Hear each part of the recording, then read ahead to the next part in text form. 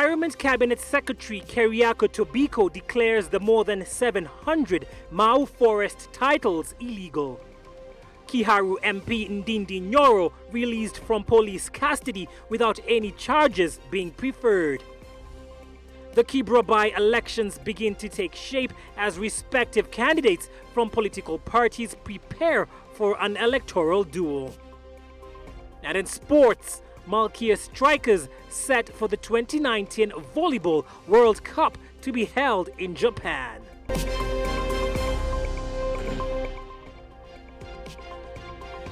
Good evening and welcome to Breaking Today. I'm Lenny Rashid. Our sign language interpreter tonight is Tracy Dorcas. Kiharu Member of Parliament Ndindi Nyoro was released from police custody on Tuesday morning following his detention on claims of distracting a church occasion presided over by his political rival, nominated Member of Parliament Minor Commander in his own Kiharu constituency in Murang'a County on Sunday. Give us what Minor reports. Kiharu Member of Parliament Ndindi Nyoro was arrested at about 9 p.m. Monday night and freed at midnight after chaos erupted in Murang'a town, where locals accused the police of harassing their leaders. The MP had been arrested during a town hall meeting that was live on local television from Murang'a, sparking outrage mainly from leaders allied to the Tanga Tanga movement that is associated with Deputy President William Ruto. There was heavy police presence outside Murang'a law courts as the troubled MP was on Tuesday morning arraigned to face disturbance charges. However, the proceedings could not go on as the prosecution lamented lack of proper charges against the Kiharu Member of Parliament, leading to his release. His followers couldn't be happier. Nyoro has to this end accused the state of harassing him for no reason. Wakasema wananipeleka pahali naitwa Kamokoji. Na hapo Kamokoji tulikuwa tumeambiwa ya kwamba pahali walikuwa wanipeleke walikuwa wameweka majabazi, nikiwekwa hapo ndio nidhurumiwe. The Tanga Tanga movement, led by nominated Senator Isaac Mwaura, accused their rivals in Kieleweke of plans to use police to intimidate them. Na kamanda, tulikuwa na wewe ukipanga vile utakuja kuattack Ndindi Nyoro. Tulikuwa na wewe na nikakwambia mimi mambo kama hayo siwezi kushikana pamoja na wewe. Na mimi nataka kusema hivi, wale watu ambao wanaamini Maina Kamanda ndiye atawasaidia katika siasa wajue wameshindwa. Nyoro had clashed with nominated Member of Parliament Minor Commander on Sunday, accusing him of presiding over a harambe in his backyard without recognizing him. Murang'a County Police Commander Josephat Kinywa had insisted that legal action would be taken against the MP and other culprits involved in the incident. Commander was accompanied by several other leaders who were being introduced when Nyoro arrived and demanded to take over the function because it was his backyard, leading to chaotic scenes. Give us in Mana, Switch TV. Voi residents in Taita Taveta County who gave their land for the SGR project are now protesting over lack of compensation by the national government. The residents from over 24 families now feel that they have been duped since the concerned officers are not keeping their promise. They also claim that the officers are disputing their ownership of the land. Our reporter Nixon Kisaka visited the area and filed the following report. Since the Murang'a Express train was launched 2 years ago, many Kenyans have embraced the SGR project by the government, especially mainly for easing transport between Nairobi and Mombasa. But now Voi residents who gave their land for the sake of constructing the standard gauge railway line are a sad lot after the government kept mum on the issue of compensation. Tukaona kwamba madamu huu mradi utapita hapa, tukakubali kwamba huu mradi upite hapa, labda tutapata manufaa kidogo, tutasaidiwa, tutalipwa. Lakini mpaka hivi sasa hatujalipwa chochote. Kila tukienda huko mpira, tumeenda kwa wakubwa wote ni mpira tu. Kwa wengine wale waliobahatika wakalipwa kwa wanafurahia, lakini kama sisi hatujalipwa hatufurahi lolote. The residents say that they gave their family land with hopes to benefit from their generosity. Tulitarajia wakishalipa vile at least tutabadilika, maana shamba langu likikuwa limeenda si nitalipwa pesa ambazo zitanisaidia maisha mbeleni, maana hakuna mahali nitalima tena. Nitaenda nitafute kama ni shamba nunue, lakini wapi? Hakuna. Sasa hatuna shamba, hatuna mazao yote, tunapata mvua inanyesha, tunaiangalia hivi na macho, tutalima wapi? The residents also feel that they have been conned, with the Ministry of Land officers now claiming that the residents did not own land in the first place. Huu mradi umpita kwa mashamba yetu, na ndio tulikuwa tunalima hapa, ndio tulikuwa tunajipatia riziki. Kwenda katika hatua za kutaka kulipwa, tuliambiwa hii mashamba yako kwa prison.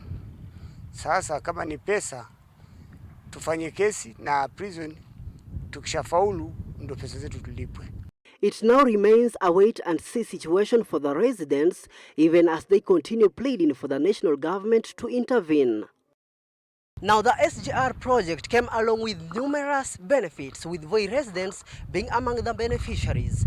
But the compensation is becoming a thorny issue among those who paved way for the structure. Reporting for Switch TV, I'm Nixon Kisaka. The United Nations Development Programme, Kenya's Ministry of Foreign Affairs, Office of the Attorney General and the Department of Justice on Tuesday launched the Advancement of the Ratification and Domestication of African Union Treaties project, with the National Assembly also agreeing to take part in the process. The ratification is meant to ensure that the 6 Pan-African treaties are implemented. So far, the treaties have only been signed and are yet to be agreed on, with Kenya chosen under this program to ensure that it benchmarks the treaties for the rest of Africa. Christian Muriuki with more. The main aim of the launch is to see that the 6 African treaties are ratified first before they are implemented. The treaties will have a significant impact on development in the country, as it gives basis for state consent to issues of common concern. According to the members involved, some of the treaties signed will help Kenya in ensuring that its citizens get better investment opportunities across the continent, among them being employment and corruption prevention. Get the kind of shameless xenophobia issues we are seeing in Africa. That should never happen. We would never have fought, our fathers would never have fought for independence, only to make it look like what it is today, just because we don't have some treaties addressed to trying to harmonize the common goal for the African child, African youth, which is employment, which is a major concern to all of us. The implementation of the treaties will also ensure that Africa is united as one, with all citizens in the continent able to access other African countries easily. To confirm, as on behalf of the committee, that we are ready and willing to engage all stakeholders. Our proposal, as provided for by the standing orders and the Constitution, is we are going to have a joint committee. I'll discuss with the Speaker of the Senate, my Speaker Lusaka and Speaker Muturi, to give us a joint committee so that we can have one report. Senator Mutula Kilonzo Jr., who proposed to take the matter to Parliament, says public participation will also ensure that the country does not sign treaties that can bring harm to its citizens. To the rest of Africa, to conform to the standards, ours and theirs, but make it uniform and make it part of our law. The treaties include African Charter on Human and People's Rights, Protocol to the African Charter on Human and People's Rights on the Rights of Women in Africa, African Youth Charter, African Charter on the Rights and Welfare of the Child, African Charter on Democracy, Elections and Governance, AU Convention on Preventing and Combating Corruption. Kenya has already formalized 5 treaties except the African Charter on Democracy, Election and Governance. A treaty is first proposed and is thereafter presented to the Cabinet. An approval of a negotiating team is then appointed by the Attorney General, Ministry of Foreign Affairs, and the relevant department prepares a position paper. Upon approval by Parliament, the relevant department prepares an instrument of ratification within 30 days. Christine Muriuki, Switch TV. The more than 700 titles issued to Kenyans living in Mau Forest are illegal. This is according to Environment Cabinet Secretary Keriako Tobiko, who says people living in the Mau will not be compensated. The matter being an emotive one, so Parliament's Committee on Environment, led by Kareke Mbuku, shift gears to the Lands Ministry in a bid to seek guidance over the title deeds cancellation process. The Parliamentary Committee on Environment was today graced by the presence of Environment CS Keriako Tobiko over the emotive Mau eviction saga, and as expected, the CS did not mince his words when he said that more than 700 forest encroachers who are in possession of illegal title deeds will not be compensated. There is no conservation when you have not resettled Kenyans. The right to compensation depends wholly and solely on validity of title. There cannot be in the Constitution, in the law, the right to compensate for a fraudulent, illegal title.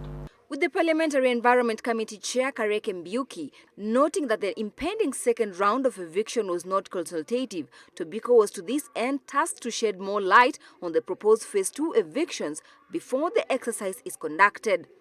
We are going to invite the Cabinet Secretary in charge of lands so that he can be able to come and clarify in terms of the validity of the title.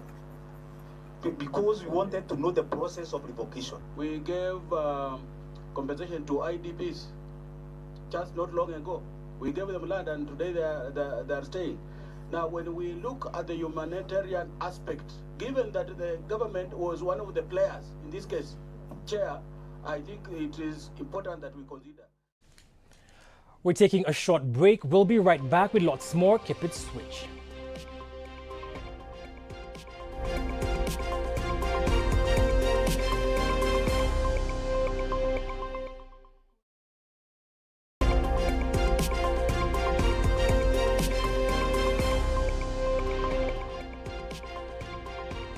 Welcome back to Breaking Today. MacDonald Mariga, the Jubilee Kibra's constituency by-election candidate, has been thrown out of the race by the IEBC over claims that he is not a registered voter. The party has, however, vowed to take up the matter with the IEBC's Dispute Resolution Committee, with the results of the same expected to be out within 7 days.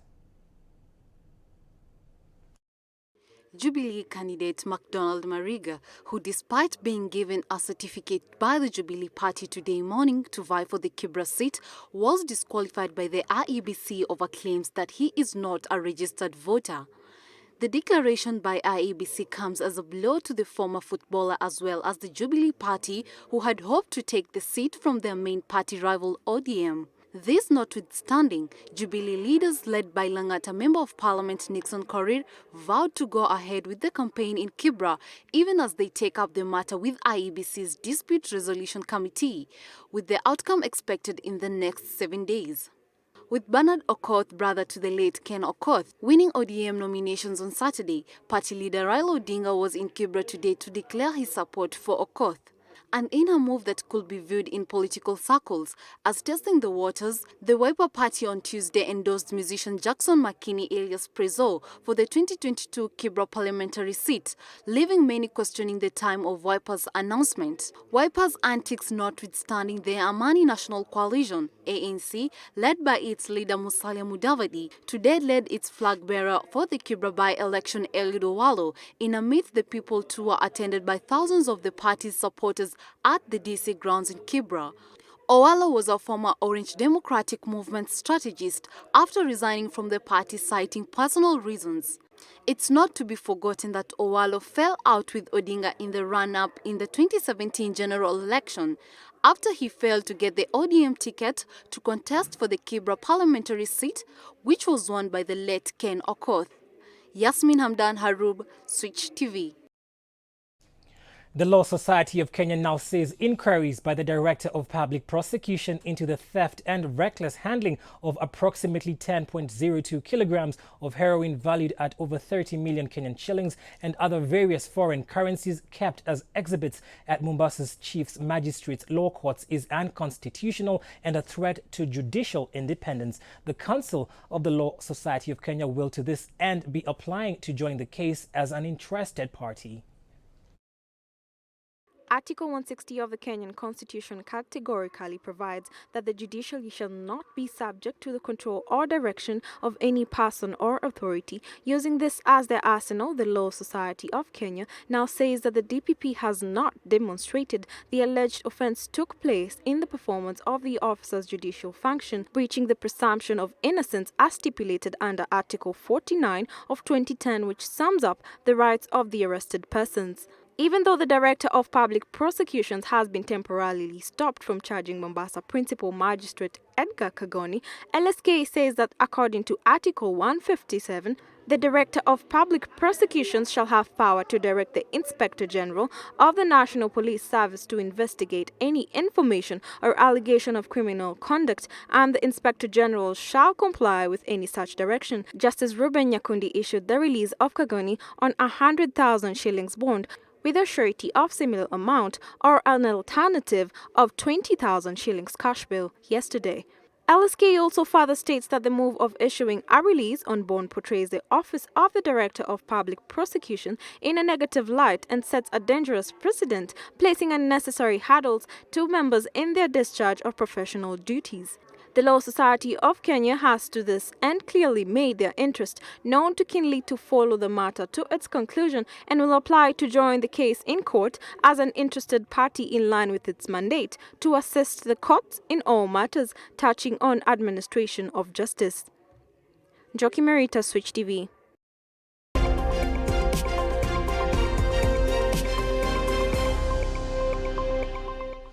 Commercial Bank of Africa on Tuesday held its 6th Economic Forum, where they came together to discuss the contributions of the private sector in enabling the provision of quality, affordable, universal healthcare. In his remarks, CBA Kenya CEO Jeremy Ngunze noted that the investments in health is not only desirable but also an essential priority for the society, since without a healthy, productive citizenship, a country cannot be economically stable. Today was our 6th Economic Forum, and our focus was on talking about devolved healthcare and the role of the country and certainly all of us in ensuring that we achieve the Big Four agenda target on healthcare for 100% universal healthcare. The bulls and bears had a lot going on. Up next in the financial markets.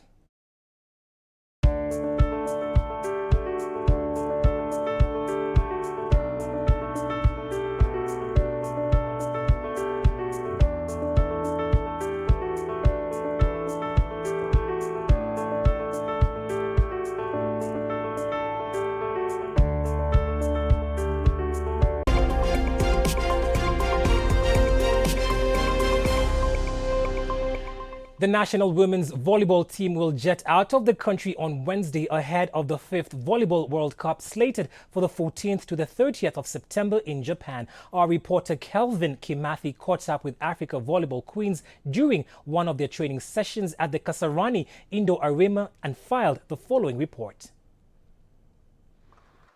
Kasarani Indoor Arena played host to the Malkia Strikers early Tuesday morning as they continue to sharpen their arsenals, with just 4 days before the draw-off of the 2019 FIBA Volleyball World Cup in Japan this weekend.